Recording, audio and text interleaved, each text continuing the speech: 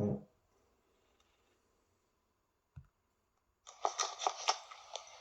to be reading from The Nature of a Remedy with previous article by Jim Rivers and Obi-Wan Kenobi as published in the American Bulletin, July, August 2006.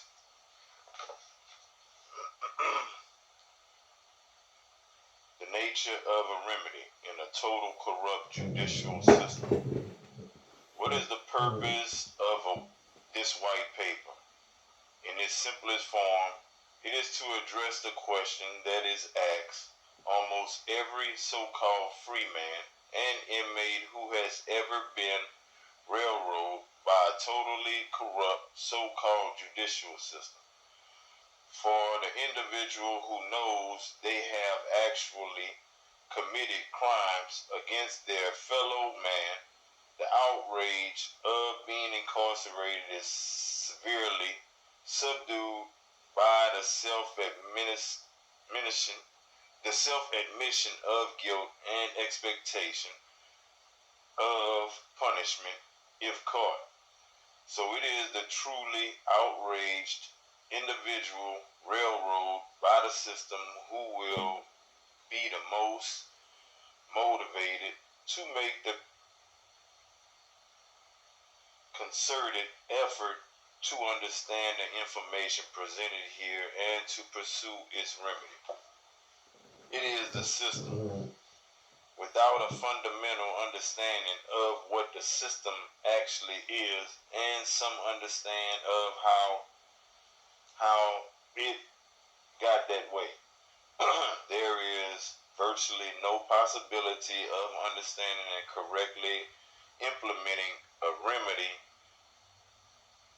The subject of what the system actually is as opposed to what the system appears to be could easily encompass a 1,000 plus page book, a history book explaining the events of the past that led up to present state of the system could easily fill up several thousand pages, and even if such books were in the possession, would you make the effort to digest the information? And even more important, how could you know it was the truth?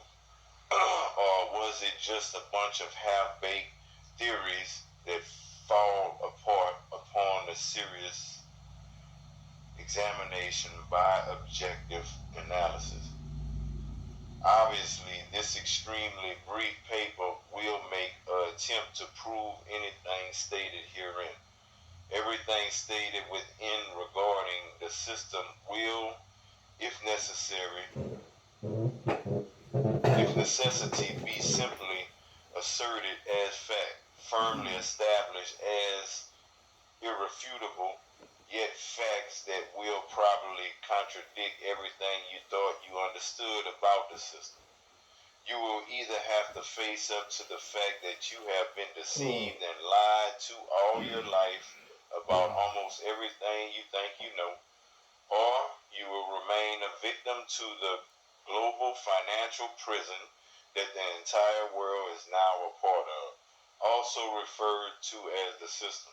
For those of you, the vast majority of humanity, who believe that such an evil global system of grand deception and enslavement cannot possibly exist, the mere suggestion of it sounding like the utterances of those conspiracy nuts and usually dismissed as kooks suggests you immediately cease reading any further, since I have no intention of communicating with the hopelessness brain-dead masses on these matters. It goes against my nature to be simply making assertions that are not backed up with rigorous proof, but I am of necessity going to have to just move forward and assert the facts as irrefutable truth. If you demand the truth in life without compromise, you will eventually come to the same truth about the system. And what do do I mean about the system? The system consists of all of the institutions that man or has created to organize, control, sustain itself, in particular government, religion, and commerce. There are no sharp demarcations between these three institutional entities, and in fact are so hopelessly intertwined that I will refer to them as the system. See the first Matrix movie again, again, and again.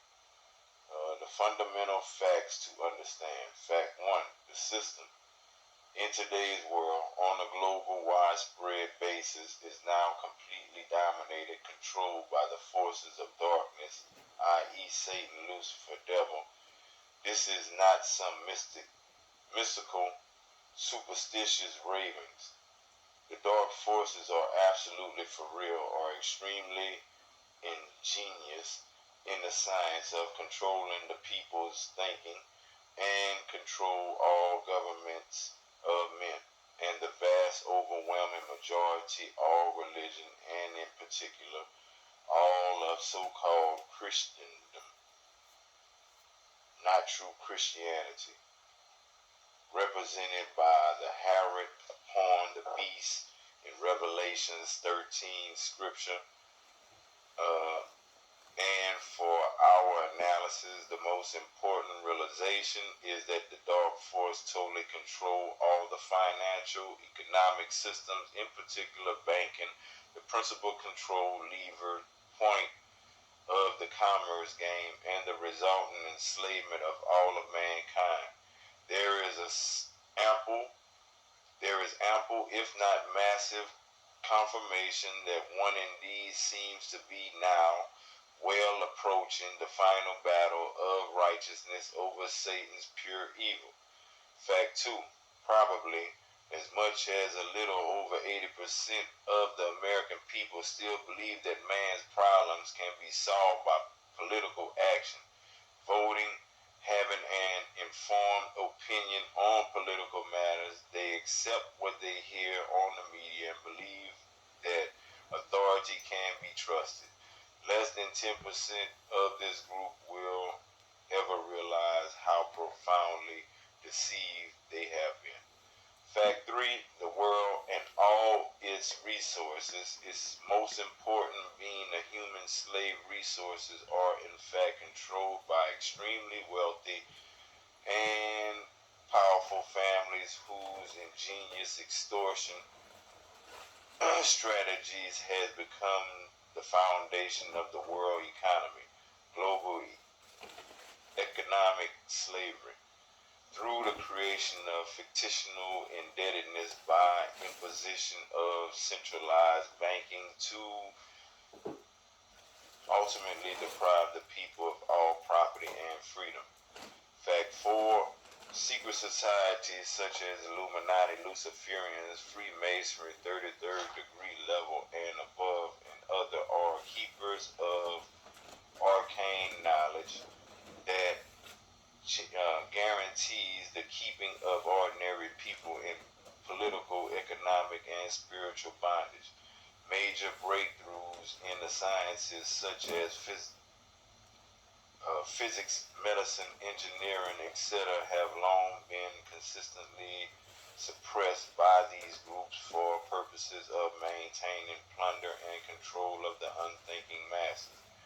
Fact five, the original de jure Republican form of government given to us by our founding fathers, referred to as the United States of America, has been replaced by stealth and deception with a private, foreign-owned and operated for-profit, actually plunder, de facto corporate democracy, not a republic. In actuality, a municipal corporation in the District of Columbia or the United States being incorporated in England, our former enemy, in 1878. Fact six, the state of Ohio or any state of example, State of Louisiana, refer not to the legitimate de jure republic, a party to the Constitution of the United States of America, but are but unincorporated, no physical boundaries defined in their Constitution, municipal, corporate, instrumentalities of the United States, fraudulently established under the Buck Act of 1940. These de facto government impersonators have no actual lawful authority over any inhabitants of the several states of the Union, being ultra vires or no ties to the corporate charter. They are the purest form of total fraud and deception against the people. Fact 7. All the state courts found within the state of Ohio or any state of, say, Louisiana, being brought into existence under the fraudulent authority of state of have never had any lawful authority over the inhabitants, only over the fictions they create and the trustees of those fictions, never the sovereign unless tricked into being a co-trustee. Fact 8. In order to overcome the total lack of lawful authority over inhabitants in their bogus courts of fictional constructive trust, your name spelt in all capitalization, in fact, another federal instrumentality is created under fraud to deceive the inhabitant into believing he is subject to the private copyrightist statutory whims of the de facto corporate government impersonator. Fact number 9, all so-called judges who in fact are in business are enforcing private copyrighted statutes and codes are judicial officers, but rather mere executive administrators of a private for-profit plunder municipal corporation having absolutely no legal lawful authority over the sovereign inhabitants. Fact number 10, the United States and its instrumentalities such as state of create constructive trusts named after inhabitants of the land, names spelt in all capital letters in order to deprive the lawful inhabitant of his true identity and substantive rights and fraudulently make the inhabitant liable for the debts and obligations of the United States and or its instrumentalities. Fact number 11, the United States and its instrumentalities such as state of never recognized lawful inhabitants of the land and only recognize the fictitious creations of the United States and its other instrumentalities.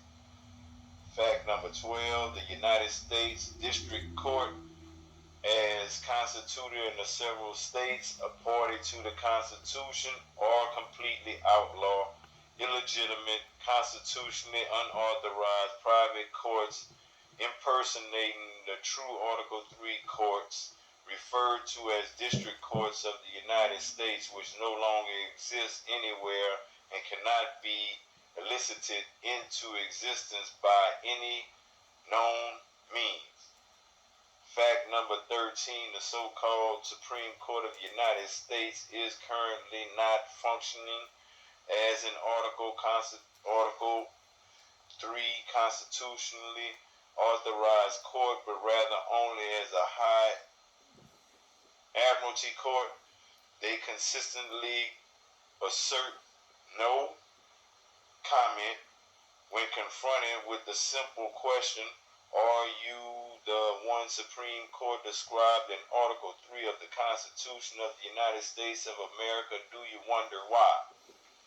Fact number 14, the corporate de facto democracy, not the de jure republic, United States of America, went into bankruptcy in 1933, creating a legal vacuum the void of which was filled by the fiction construct of fraud that led to the judicial system becoming the most corrupt legal system in the world without peer.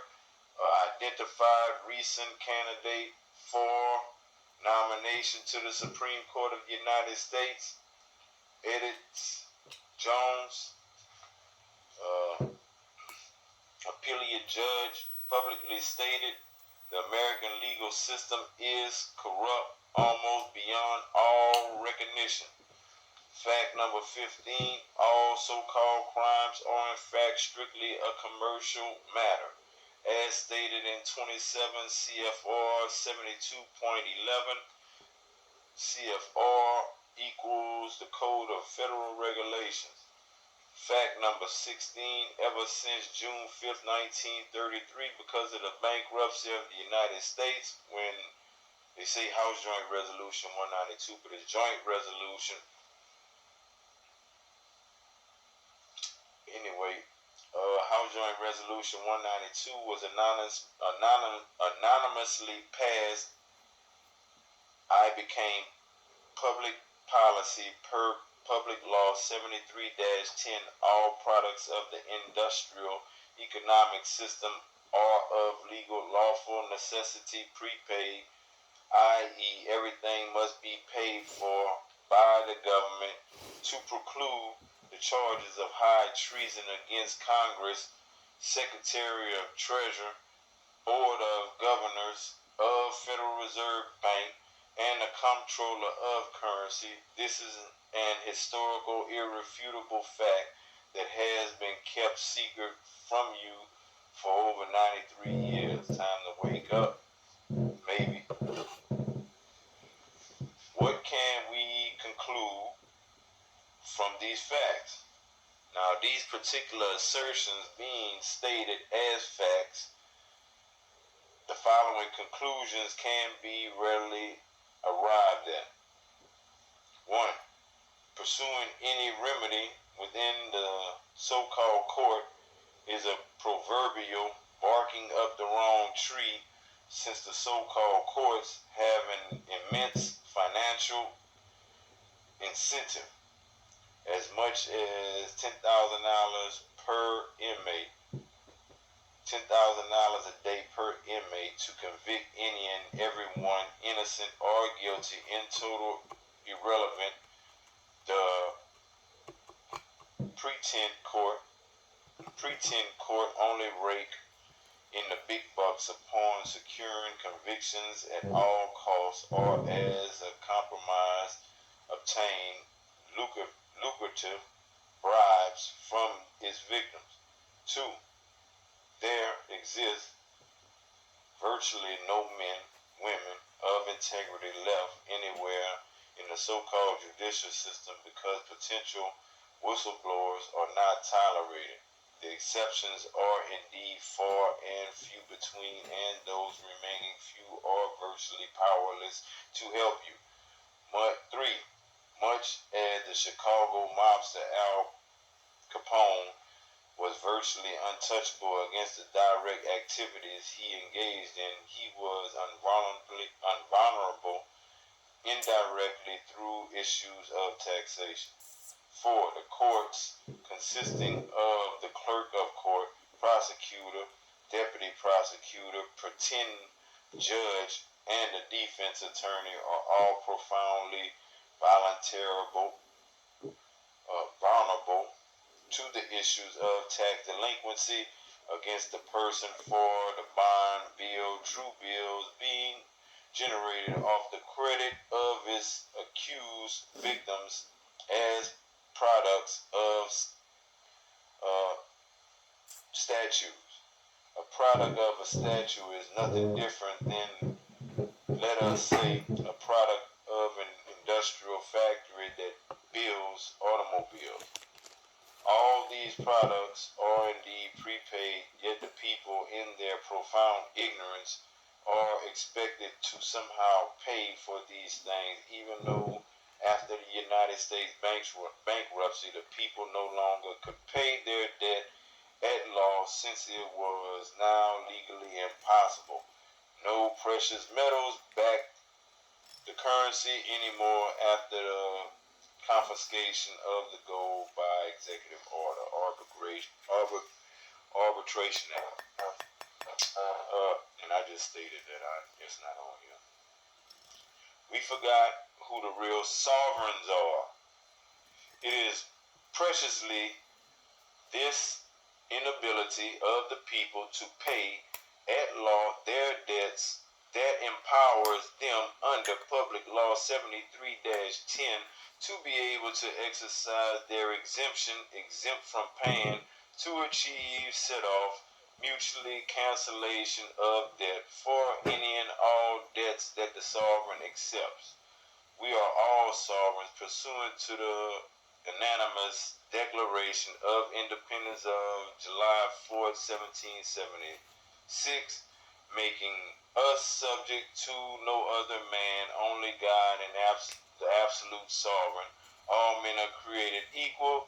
Now, do you remember? We being the sovereign are the only source of commercial energy. All funds that exist within the economy ultimately belongs to a sovereign inhabitant of the land. No government has the capacity to generate any positive commercial energy, only to generate destruction, death, a pure parasitical existence upon the productive energy of the sovereign. These concepts are not some pie in the sky mental exercise, but are the hard reality that the dark forces fully recognize and go to such lengths to keep hidden from us. With great ingenuity and cunning, the dark forces have attempted to totally neutralize these impediments to achieving total enslavement of sovereigns by making them think they are subject to their servants, the greatest of all kind jobs in the history of man. Is there anything we could do? So, how do we turn the tables on the greed, total corruption, and infinite evil in control of the wicked system, to assert our sovereignty, to restore the de jure republic where everyone is a sovereign with no subjects, and put a stop to the domestic terrorism, rape, robbery, and pillaging being committed against the sovereigns? Should we just wait for the promised divine destruction of the entire global system as guaranteed to eventually happen in the scriptures that admittedly has 1,000% batting average so far? Or if we have the knowledge to do so, to put into action that can free the unjustly incarcerated and help set up circumstances that can severely curtain, if not cause to implode upon itself by its own accord, the criminal enterprise impersonating a judicial system. Since the criminal enterprise impersonating the judicial system is protected, supported, and mutually profiting from the plunder they generate all the way to the Supreme Courts of both state and federal venues, they actually are in the same one federal system. Since the state is a mere federal instrumentality, then we must seek remedy outside the state and federal so-called government de facto that has a superior position. The United States and its federal instrumentalities, such as the state of, all went bankrupt in 1933 and went into receivership.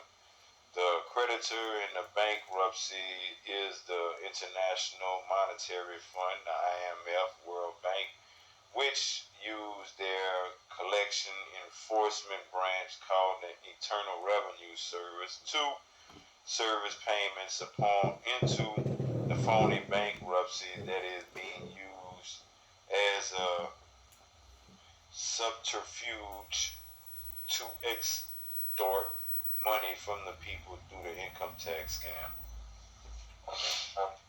The federal tax form provide a tool for remedy. The federal tax form always suggested for use of extortion of funds from individuals is the 1040 form, OMB number 1545-0074, even though upon examination of the Office of Management and Budget, OMB, congressionally mandated listings of what this form is to be used for, showing absolutely no applicability to the subject of individual income tax. It is totally purposely to protest any aspect of the surrealistic income tax scam. The form totally supports all tax position you will be asserting. An example, Federal Tax Form 1040 filed for Joe Q. Doe, all capital letter, designating the legal fiction trust entity is provided.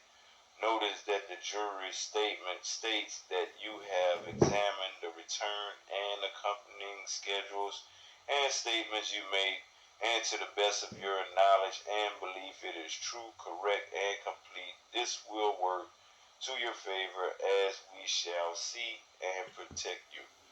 I call your attention to line 21 and its attachment, which contains a statement that certain issues were being held by recipients. The eligible issues are the listed items. In the example, the appearance bond for case number CR555, whatever, was listed. Since the bond was issued using your identity as a commercial entity,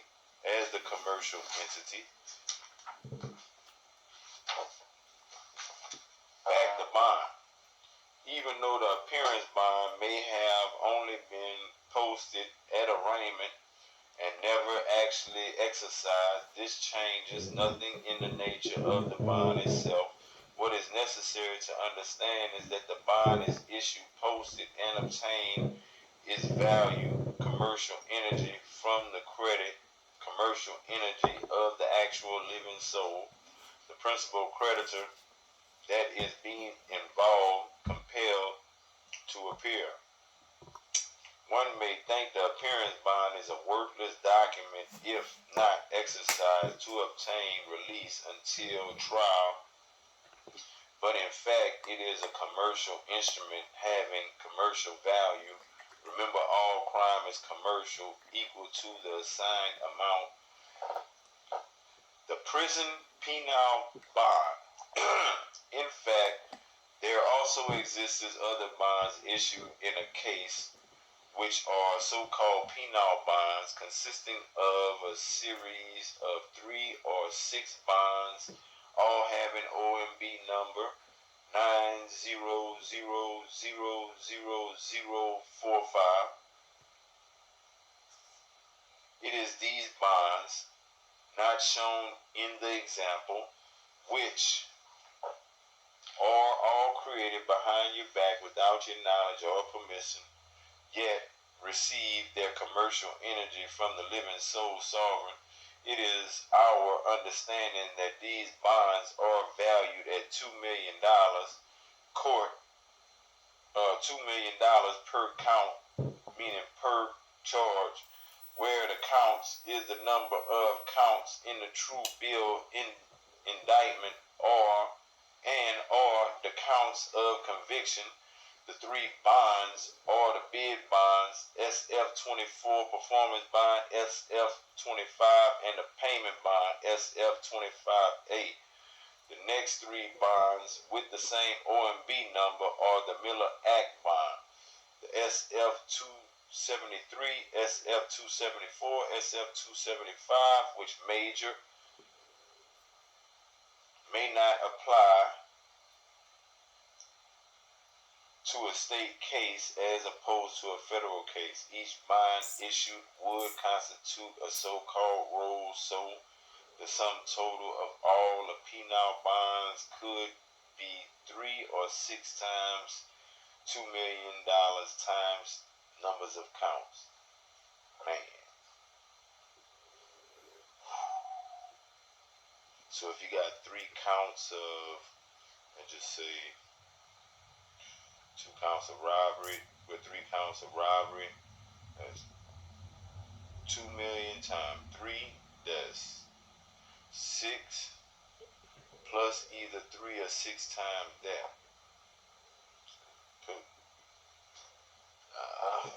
All these bonds are 1099 DID eligible issues. DID. I think it was supposed to be OID. OID. Yeah. Got DID. Change that OID.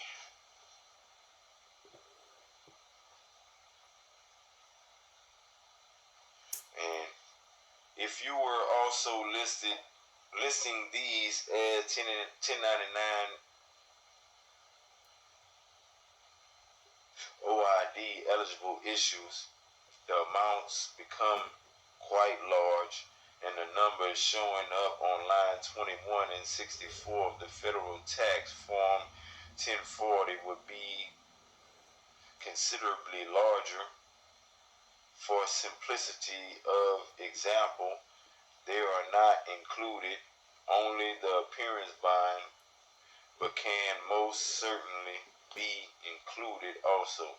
The description of these bonds would be all OMB number 9000045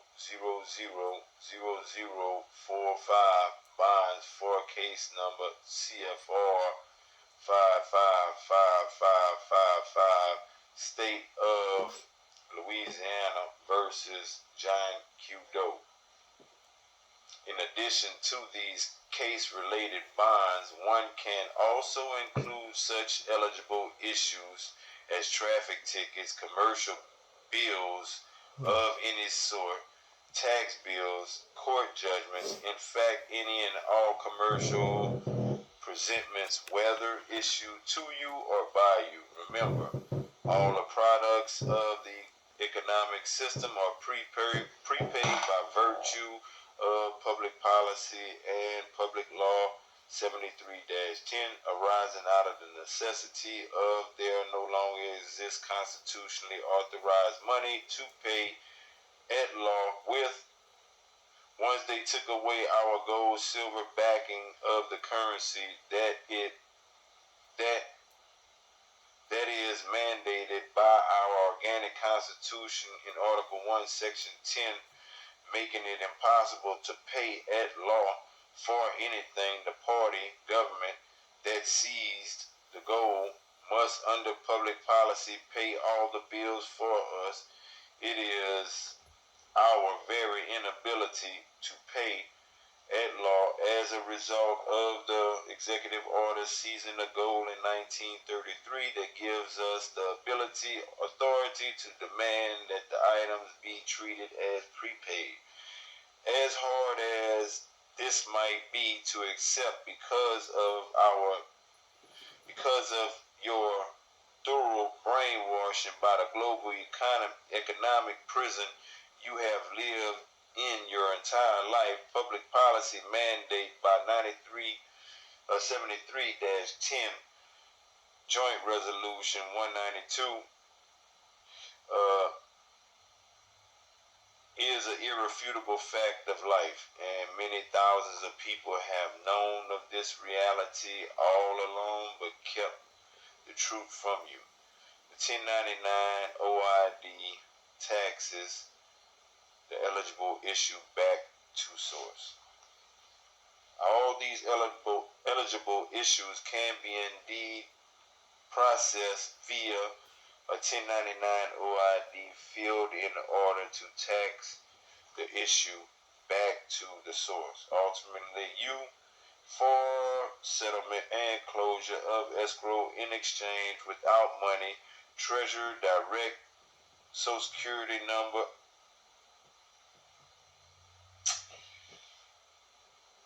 treasury direct, social security number. The 1099 OID essentially allows the issuing party to volunteer the issues to be taxed. These issues are previously, in fact, delinquent, deferred taxes that had the appearance of being abandoned property, in that you never had made any claim upon them. Upon identifying the eligible issues, we force these funds to be set aside in essentially a demand deposit account as a federal withholding for recovery as a refund on a 1099 form at line 64. At line 64. The 1040 establishes the title to the eligible issues. The 1040 form simply identifies title to the 1099 OID eligible issues as both being income to you, line 21, and as federal withholding, line 64. The commercial instrument presentments can only obtain commercial energy value from you, so you are the source, the principal creditor. However, since you never receive actual spendable funds, when they bill you, they fail to enclose a check to pay with a dishonor. In fact, pay a check with a dishonor. In fact, they fail to enclose a check to pay with a dishonor. In fact, the amount in question is all in the withholding status at the time of filing the 1040. The 1099 OID filed earlier affected a Federal Reserve holding on the funds that were being privately withheld. In reality, a delinquent deferred tax contraband kept hidden from you unless you learn of its existence and tax it back. A few other line items on the line 1040 need to be clarified. Since I have nothing to gain by claiming any exemptions, actually only a partial exemption at that, I simply do not bother and put down zero. It really does not matter. Also, on line 40, I take no deductions because they are irrelevant to me. Now comes the more interesting part on line 44, the tax. Nothing that the line says, see page 37, does that parenthetically enclosed phrase infer any legal duty you are swearing under penalty of perjury to have performed. Any item enclosed in parentheses or brackets are strictly considered removed from the document in the legal sense, but not always strictly adhered to. However, in an ever more fundamental sense, nothing on this page 37, is in any legal incorporated as being a part of the 1040 form, which you are attesting to only. Line 44. And somewhat cleverly constructed to trick you into assessing yourself some non-zero amount as an serious student of income tax law has had drilled into his head the individual income tax is voluntary, contrary to everything you have ever been led to believe. Only the taxpayer can assess himself. The IRS has absolutely no legal authority to assess the tax, even though they will try to bluff you. The form line 44 does not in any way preclude you from entering a zero. Even if they attempted to force you to assess a non-zero amount, you could simply 1099 OID that amount and tax that back to source also.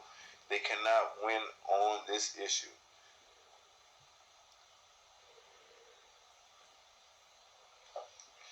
Filing the 1099 OIDs. The example shows that 1099 OID and the accompanying 1096 that must go with it. The two sample enclosed letters show the correspondence sent to the prosecutor asking him to please file a 1099 OID. It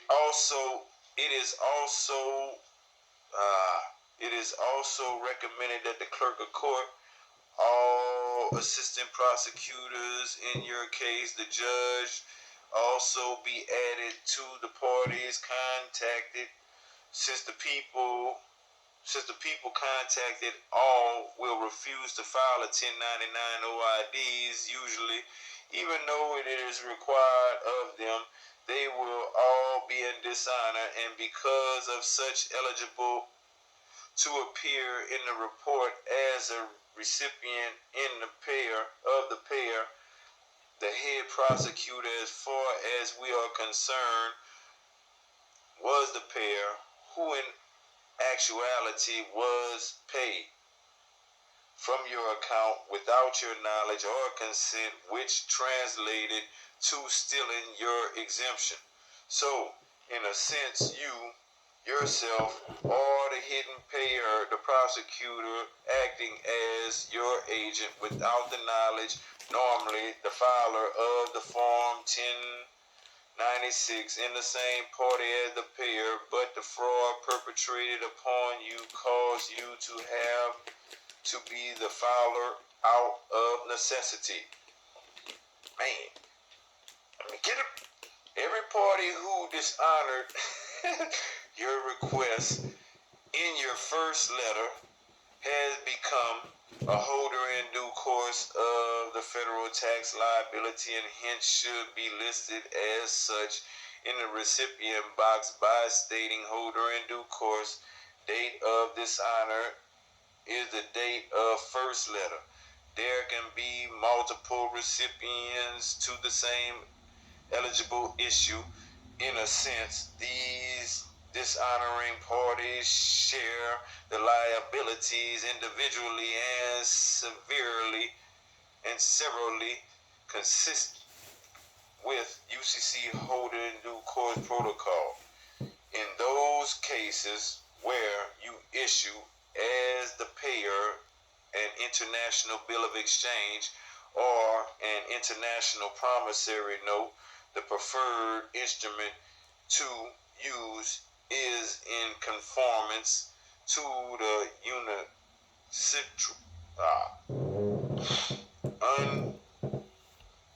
UNCITRAL Convention, the UNCITRAL Convention, to say a clerk of court or a fine.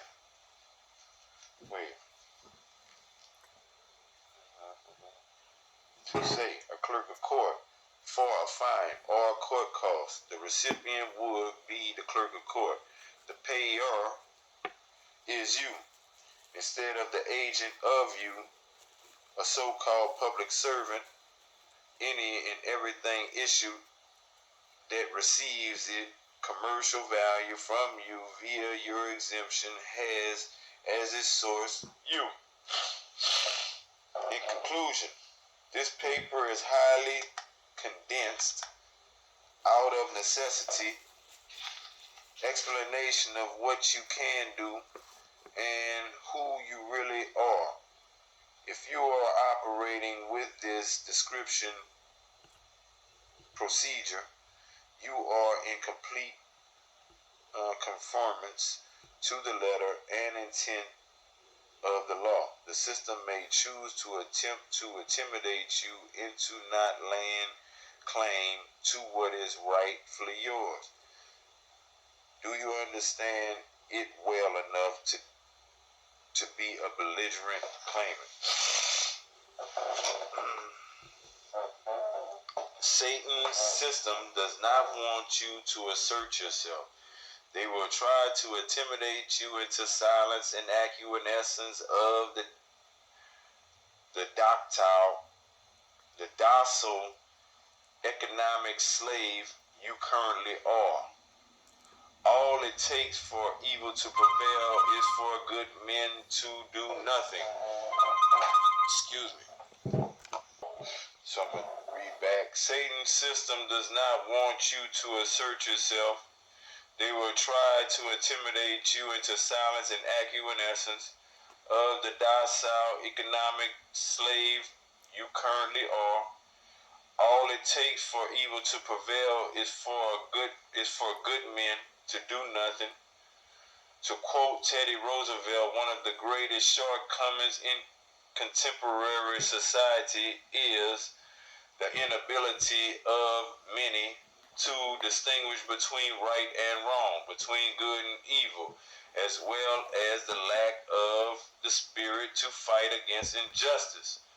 Fundamentally, peace and our humanity must be backed up by the spirit to challenge what is wrong. A peace that acquiescence to rampant iniquity represents the bleak stillness of a spiritual graveyard. Shutting one's eye to injustice is not tolerance. It is little more than cowardice and empathy. It is to those who agree with this paper is dedicated and addressed to. And then it say in afterthoughts. It was not made clear in the previous discussion how and why this procedure affects the release of the individual. The corpus body is being warehoused by prison system as surety collateral for the commercial instruments generated by the pretended courts discussed earlier. No criminal RICO enterprise uses your exemption to provide the commercial energy to give its value. When these commercial instruments eligible issues are taxed back to source by the sovereign, who in fact is the ultimate source, the accused has now successfully closed escrow on the Treasury Direct account, your Social Security number, so no surety can now be maintained on the instrument. Also, since the escrow is closed, the means of stealing from one's exemption is closed off. One needs an open escrow to scam the account. Therefore, they can no longer pay for their warehousing expenses, and the deferred taxes must be set aside for withholding. And if they cannot produce the funds, someone in the system will have to become a scapegoat and go to prison, effectively replacing you. Also, as some have correctly guessed, this method can be used to eliminate mortgages, car loans, and credit card balances, since all these commercial contracts are all totally fraudulent. The so-called lender never lend you any money. They have nothing at risk. They simply stole the funds for an eligible loan from your exemption and trick you into paying back what they never lent you. This is the ultimate scam indeed. This subject is, however, beyond the scope of this paper. And there was, it's going into, hold on, I had a phone call, hold on. Yeah, so I'm having all kind of interruptions, but going through this, damn, there was some things I wanted to tell y'all, and so there was like the first of the reading. Now they got numbered letters that I don't think I want to read. Pardon me. And this one right here show you how to fill out the forms and everything also. So, show you how to fill out the forms.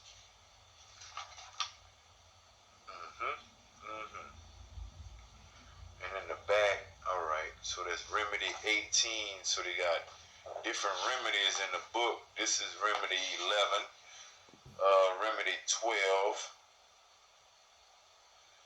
This remedy 11 also.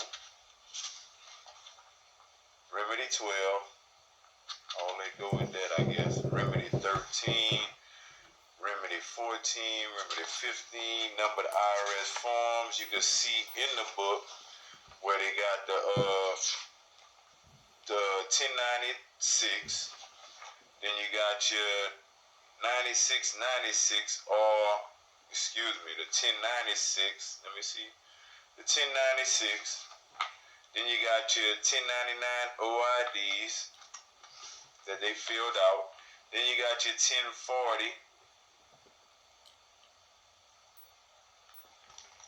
with the OMB number 1545, and I can't see the rest, but it's not the 1040B form. It's the 1040, one of the schedules.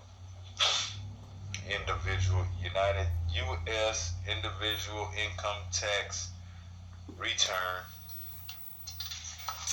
And then they have some other remedies. So they say John Q. Doe SS number form 1040 attachment for line 21 and 64. Line 21, other income from issues still being held by recipients. See 1099 OID forms eligible issue listed below. 1, appearance bond, case number, state of, and then it say versus John Q, my county, my state, and it says $125,000.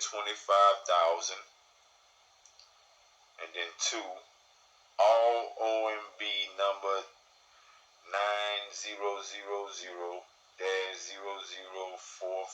bonds, case number, or whatever your case number, your state of versus you, your county, and the state, and then $6 million.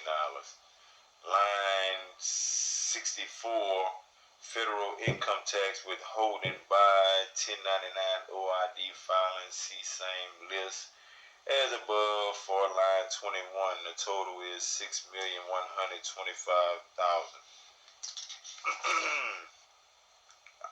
Whenever we come back, we're gonna do where it says the overlook idea.